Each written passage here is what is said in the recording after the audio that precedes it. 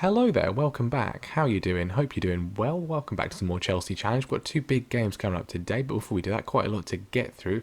Obviously, last time out wasn't especially fun from us, but let's just move on. Since then, things have been really good, and we'll go through the results first. But quite a lot of other things to get through. I think first thing to note, Nico Lopez, the guy who scored for Internacional against us in that Club World Cup final that we'll never speak of again. He is actually about to join Tottenham for £7 million.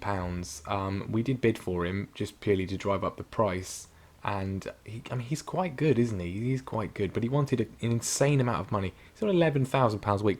Wanted 250,000. I said no thanks. Anyway, since then things have been, I would say, reasonably good. It's usually reasonably good.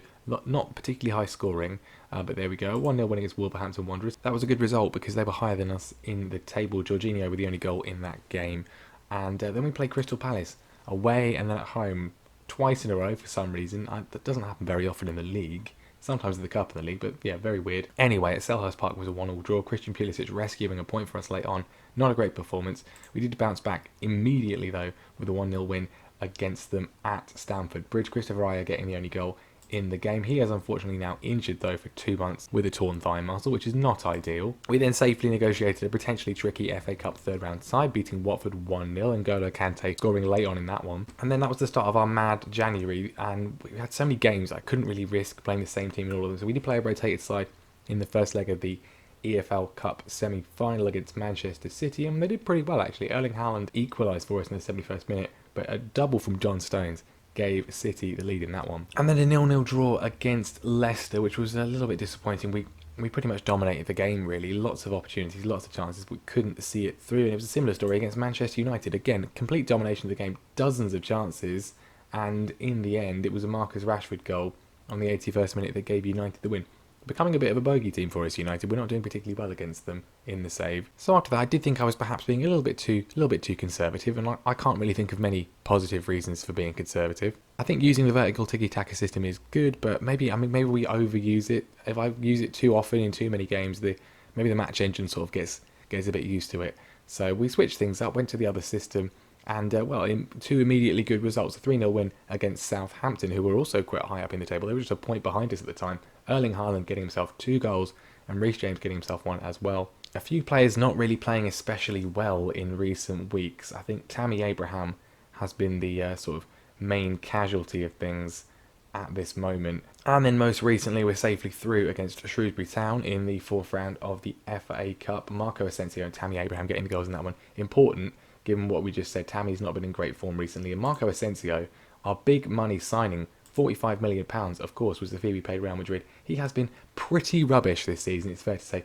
A 6.69 average rating for him, just the 1 assist in the league. He's got 2 assists in total, and he's got 3 goals in total, although they've all come in cup competitions. I want to play him, but he's just really doing badly. So then, we will be playing a complete repeat of 2 of the fixtures we played earlier on in the month. Manchester City in the second leg of the EFL Cup semi-final, not particularly far behind them in that tie. And then we're going to play Leicester at home in the league, which is going to be a pretty interesting test. They're down in 13th, but obviously a very good side. A few other things to mention, mainly that Reece James actually won the FIFA Best Under-21 Men's Player Award, which is an award which has only been in existence for 2 years apparently, unless that's only the start of when they bothered to put it in the game. I don't know. It's not the Golden Boy. He didn't win the Golden Boy, but he has won this. And given the fact that the 2 previous winners were both Kylian and Mbappe, is a pretty good achievement. In terms of other transfers then, we have had one of our 2 young French strikers arrive. Stéphane Pinou has arrived. A few other youngsters have gone out on loan. Some of them have been sold. Not really anyone of particular note. Richard Narty has gone to Stoke. Tiano Ballo gone to Fortuna Dusseldorf. And this guy has gone to Le Havre for a pretty decent chunk of money. Other than that, though, no signings have been incoming. I don't really think we need anyone now. Clearly we do need someone. But I think I'm going to wait till the summer. I think that's generally the most sensible thing to do. I would like another centre-back. I think a top-class centre-back, maybe a top-class midfielder. And I think we do need to address the problem of the left-hand side.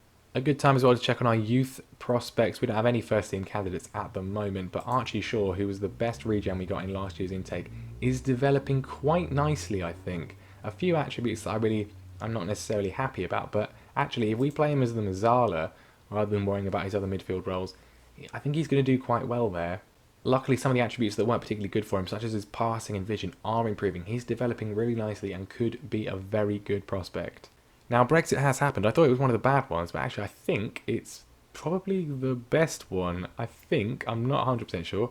Let's have a look. 17 foreign player limited squad instead of the current work permit system. So I think that's the one where you're allowed to sign whoever you want from anywhere, as long as you don't have more than 17 players registered in your squad who are not British or otherwise exempt, then you can basically sign whoever you want, which means that we don't have to worry about getting work permits when signing players from South America, Africa and Asia. But we've avoided it for far too long. Let's have a look at the league table. We're in third, which is good.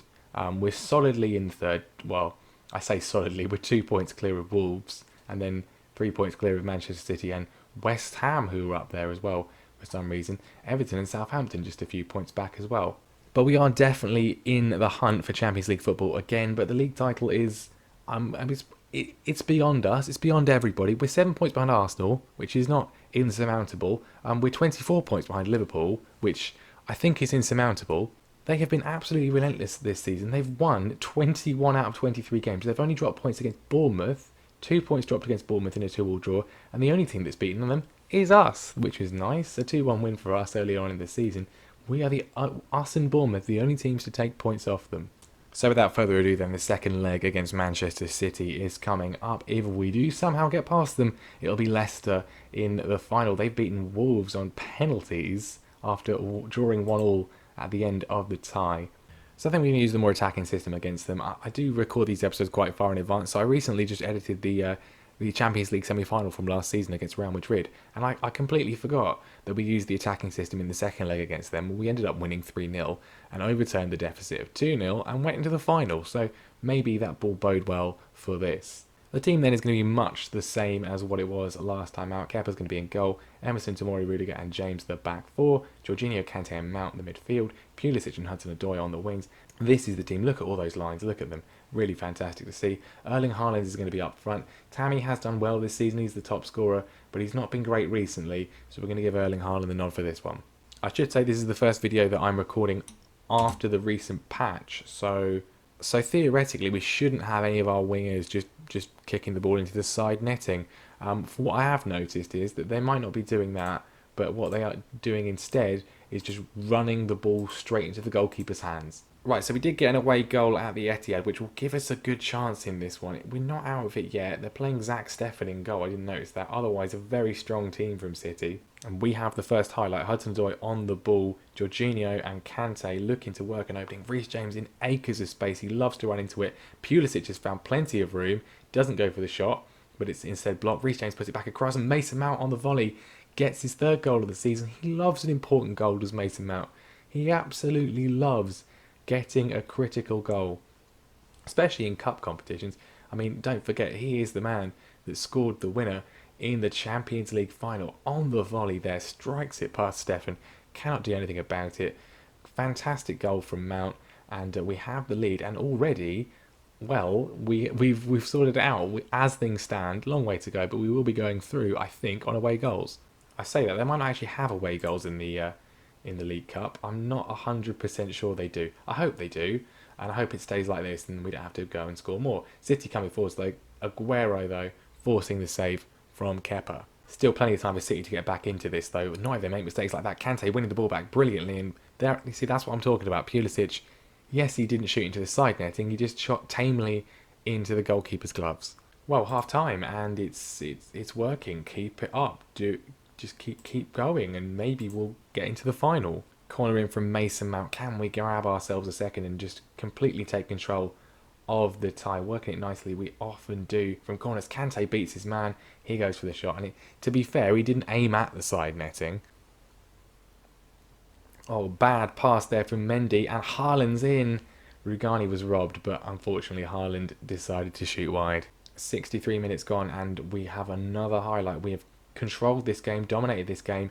That was a bit of a risky pass from Reece James, but he would get away with it. Lovely pass from him there, and Hudson-Odoi can only put his head in his hands, I assume, as he hits the post. What an opportunity that was, and what a ball from Reece James. It's still quite nervy, especially when we do things like that. Terrible pass from Hudson-Odoi this time, and Moussa Dembele's in. Luckily, though, he shoots straight at Kepa, but that is dangerous. We've had so many opportunities to kill this game off. We haven't taken them. Well, 15 minutes to go, and we're going to have to make some changes. Erling Haaland is nervous. He better come off. Emerson is nervous as well. We'll bring on the experience of Cesar Azpilicueta. Well, time is nearly gone in this one. I hope we don't have extra time, and I hope City don't score. If City score, that's it. It's over. They win. But we need to be careful here. Aguero's through. Kepa does enough to put him off. And I really hope that there is the away goals rule, and also that we see this out. Abraham with a pointless shot at Stefan. It's not over yet. City could still get a goal here. Need to be careful here. It's not over. City could still get that winner. Terrible mistake there. Moussa Dembele's in. Kepa makes the save, and I think it was Azpilicueta gets back there to clear it. It might have been Reece James. 10 seconds on the clock. Reece James with another lofted ball forwards, and it's gone out to play. I think that's going to be that. Time is just about up. Surely it's only a matter of time before the referee blows his whistle. Is it going to be extra time, or are we going to go through? It's not either of those things. It's the thing I hate more than anything. Why is there not the away goals rule in the League Cup semi-final? Instead, well, we have to avenge what happened against Internacional. Oh my goodness me. Right, let's just do this. Tammy up first. He has a very good record with penalties for us, and he doesn't make a mistake there. Why is it 2 episodes in a row with a penalty shootout? I hate penalty shootouts. Sergio Aguero, he's never going to miss. I don't know what just happened. Jorginho, he's never going to score. I don't know what just happened. Right, we've got the advantage already. Bernardo Silva, is it going to work again? He's never going to miss. Okay, it didn't work 3 times. Mason Mount needing to bury this one, give us a big advantage. And hits the post. Edison didn't even move. It's not even Edison, is it? Zach Steffen didn't even move. Moussa Dembele. And all of our good work is undone because of Mason Mount's idiocy. Christian Pulisic could muck it up again for us. He does. Saved by his countryman in goal. I mean, it was started so nicely. Where's it gone wrong? It's all gone wrong. Fernandinho gives Man City the lead, and now suddenly, from being in a really good position, we're about to go out. Unless N'Golo Kante can put it this way. Why is this happening? Why is this happening? We should have gone through on away goals. This isn't fair. Kante puts it away. We live to fight another day. But not for very long. John Stones can put them through to the final. This is not deserved. It's not deserved. We deserve to go through. We're going to go out though. Or maybe not. John Stones chokes. John Stones misses. Callum Hudson-Odoi. I don't know how good his penalty taking is. It's not bad. Okay, maybe not then. Maybe not then. Kevin De Bruyne must score to keep them in it, and then it's going to be sudden death. Right, former player at Chelsea, of course. Can he convert? No, he can't. Goodness me, a very up and down, topsy-turvy penalty shootout. Lots of players missing. I suppose we can rely on that given the match engine this year. And we make it through on penalties, just 4-3. We are there to defend our title. Jody Morris wants me to tell them off again. Why would I tell them off? What? We won the game, and then we won the penalty shootout. That's good, Jody. Jody, mate, seriously, just calm down. Assistant managers, motivation. Anyway, there we are. Then we only just managed to squeak it through. Nearly mucked it up again, but we do make it through. We're into the League Cup final again. How about that? And so, having safely made it into the League Cup final, we can get some practice in. Get some practice in against the team we're going to be playing in that match. We're playing Leicester in the league in 3 days' time. In terms of youth players, a real player, Conor Gallagher, he's 20 years old now. He's going to go out on loan to West Brom. And, I mean, he's come from nowhere, really. His star rating isn't amazing at 3.5 star potential, but I think attributes-wise, he looks really, really good. And the fact that West Brom want him, yeah, they're in the relegation zone, but they're a Premier League team. And, well, good chance for him to get some good football. Well, Liverpool have lost for only the second time this season. Arsenal, perhaps unsurprisingly, the team to defeat them. Lacazette with a goal in that one. Man United are having an absolutely dreadful time of it, a lot like real life. Down in 10th, just lost again to Bournemouth. Not particularly great for them. Who's in charge of these? Ollie's not there anymore. He's not at the wheel anymore. Carlo Ancelotti at the wheel instead. So after that really quite good performance against Manchester City, I don't see any reason to change the team too much. Callum Hudson-Odoi was decent, but we are going to give Marco Asensio a chance. He's worked very hard in training this week, so he deserves the opportunity. We're also going to restore Tammy Abraham to the starting lineup because he did score the penalty, so we'll see how well he gets on in this one. Don't highlight him enough as well, other than the fact that he keeps missing penalties. But in terms of average rating, Jorginho is our top performer this season. He has been sensational. I could have sold him last summer to PSG. I didn't. He's 29, so potentially we'll have to think about replacing him in the future. But, Italians, they just age like a fine wine. I don't think he's going to get any worse anytime soon. He has been sensational this season. Absolutely brilliant. So Leicester have plenty of very decent threats. I did consider doing a save with Leicester at some point. I did one in on last year's game just sort of myself, so I wanted to manage Chelsea anyway, as I support them. But Leicester not having the best time of it this year, despite their excellent squad and excellent real life performances. I keep forgetting this is actually the second season. We're actually in the future. Leicester might not be as good next season, although it doesn't look like that. So can we keep up our winning ways? We are coming forwards first of all. Mason Mount, we're still using the attacking tactic. We're not going to use it every single time. I don't want to use it too much, although it's going quite well so far. Tammy Abraham popping up for his 15th goal of the season. He is heading for as prolific a year as last year. He's been very hot and cold this year. Went a long time without scoring. Has recently gone a long time without scoring after having a massive patch of goal scoring in the middle. Hopefully this is the start of a new period. Great strike from him. Picks it up off the defender. I think it was Amati there, maybe it's Daniel Amati, I think, and popping it home. So yes, we're not going to use this tactic all the time, but I do think, again, in home games, certainly it's a good option to go with in sort of weaker sides away from home, and we'll use the vertical tiki-taka against sort of opponents that are as strong as us, more sort of nervy games. We'll see how it goes. Just don't use the same thing over and over again. Iheanacho in, great chance for him. He's hit the post, I think, there, double opportunity, in for Jamie Vardy today, and we got to be careful here. We have to be careful here, we really do. Reece James picks it up and we look to come forwards again. This has come from a Kasper Schmeichel goal kick, not his best effort. James and Pulisic doing well on the left-hand side. It's bouncing all over the place in the box. It's come down to Kante, of course, against his former club. Jorginho out to Emerson in acres' space. Can he find a good ball across? He can't because he's been floored. Daniel Amati again, he was at fault for the first goal, I think, and he's definitely at fault for this penalty. Tammy to take for his second of the game and he puts it away expertly, runs off into the corner, as he so often does. It's his favourite celebration. Puts this one away competently. Does a little bit of a sidestep, a little bit of the eyes. Pats his head and rubs his stomach as well. And Amati, who has had a dreadful game so far, he was at fault for the first goal, gave away the penalty, and now he's got himself a second yellow. Leicester down to 10 men with over 60 minutes left to play. That is a Jonathan Woodgate level performance from Daniel Amati. Free kick comes in from Asensio and it goes just wide. Leicester looking all at sea here. Kante picks it up from a Schmeichel goal kick, and that is a special goal from N'Golo Kante. Doesn't score many, although it's his fourth of the season. Poor goal kick again from Schmeichel. Kante just takes it out of the air, utterly annihilates the defender there, just runs through. Schmeichel dives before he even hits it. It's a comedy of errors for Leicester at the back. Kante falls over. It's a great time. Well, I think it was Danny Rose that N'Golo Kante just ate for breakfast on the left-hand side, and what can you say about that? A scintillating performance. Everything's gone right for us. Keep it up in the second half. I don't think we're going to lose from here, but you never know.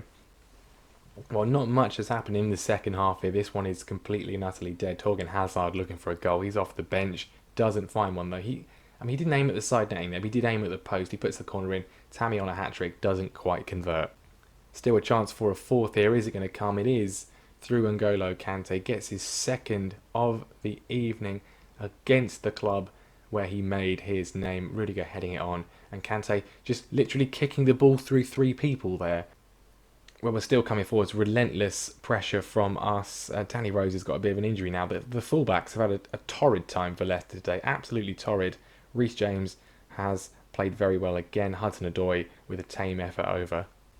And there we go, the 4-0 win. Really, really, really good performance. We've not played that well for a while. We did play pretty well against Southampton, but that was a really good performance. We stay in third. Obviously, we've got quite a few games in hand because of the whole Club World Cup shenanigans. So while we are only 1 point ahead of Everton in fourth, we do have 3 games more to play than them. 10 points behind Arsenal as things stand. We still have a chance of challenging them for second. I think the league is completely out of the question. They are only 11 points behind Liverpool now, which is not insurmountable. Not insurmountable, but I don't think we're going to be in that conversation. But we are looking quite good for Champions League. Marco Asensio didn't have an awful game there, but he did have to come off injured because he got a bruised foot. Oh, poor Marco, his foot got kicked. Oh dear. Anyway, Kante was great. Abraham was great. It was a great performance all around, and 2 good performances in the episode. And we certainly seem to have recovered our form after a bit of a sticky patch. So there we are then, that is going to be the end of the episode there. Thank you very much for watching. Leave a like if you enjoyed it. Make sure you subscribe to the channel as well so you don't miss the next episode. We've had quite a few subscribers recently. Thank you for watching. If you have recently, quite a few people watching regularly every day it seems, which is nice because we're not a very big channel, so thank you for stopping by.